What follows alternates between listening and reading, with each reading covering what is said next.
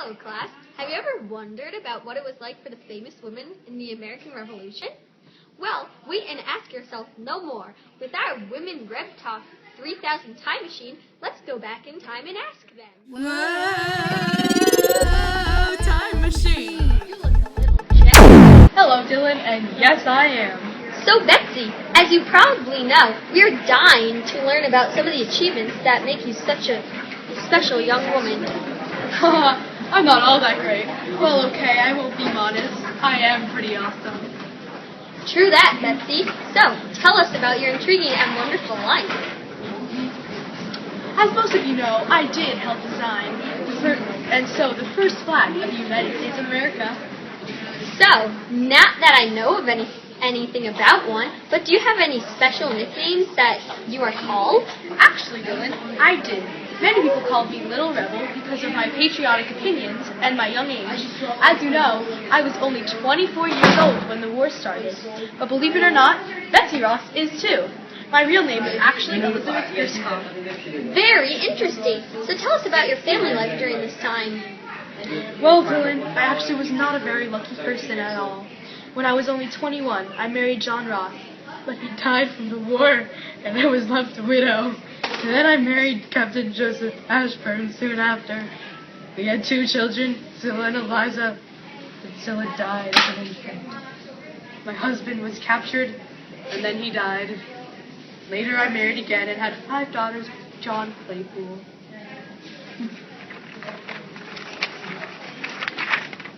Oh, Betsy, I'm so sorry. Hopefully you will have good luck soon. Thanks, Dylan, but actually I am very happy. That is great. I sure wish there were more women with the will to fight and have your strength these days. Like you, or Susan B. Anthony, or Michelle Obama. Who's Michelle Obama? Oh, nothing. Sorry about that. So anyway, tell us more about this flag situation. Surely. Well, George Washington, George Ross, and Robert Morris showed up to my shop one day and presented me with the fact that they would like me to sew and help design the flag they wanted to create for the USA. Of course, I was glad to, and I got to work. It was approved, and I was pretty proud. I was an excellent sewer, and I was much appreciated. Fascinating. Betsy, thank you so much for the time you have gave us to speak with you today.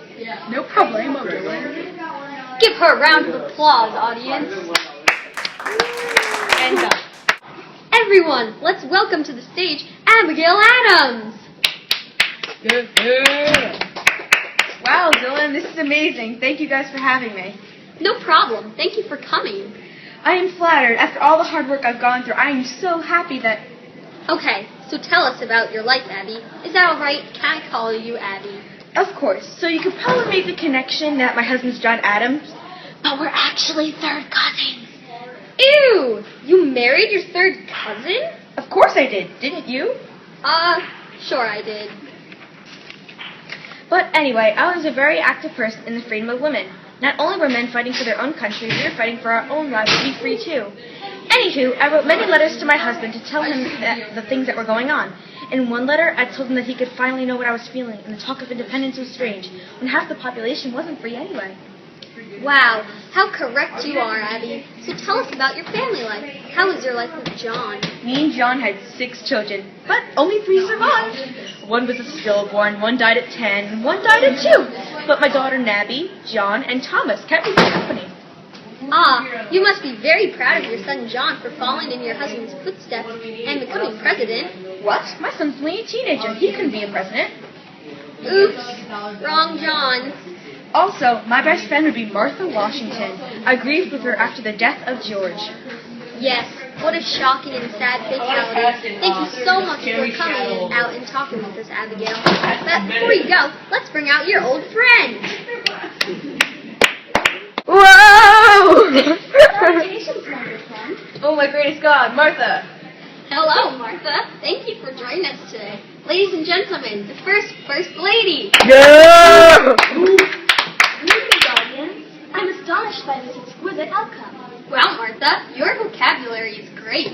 Thank you so much, Dylan. But even with my delicate manners and extraordinary part in the freedom of the women of 1700s, I still love to be like the kids nowadays. Don't we all, Martha? Now, tell us about yourself. Well, of course, as most of you know, my best friend is Abigail Adams, and I am mostly known for being the first lady to George Washington, the first president of the United States.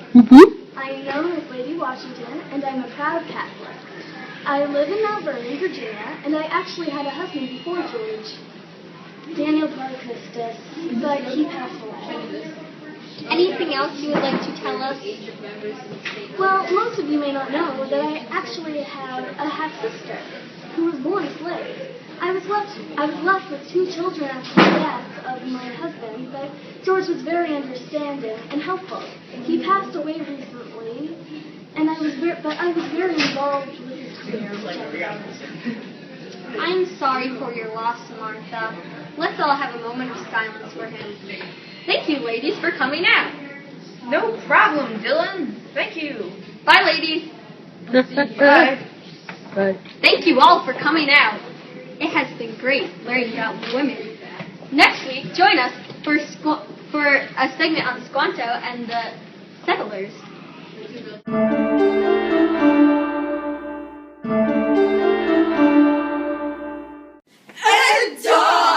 Hey, Macklemore, can we go thrift shopping? What?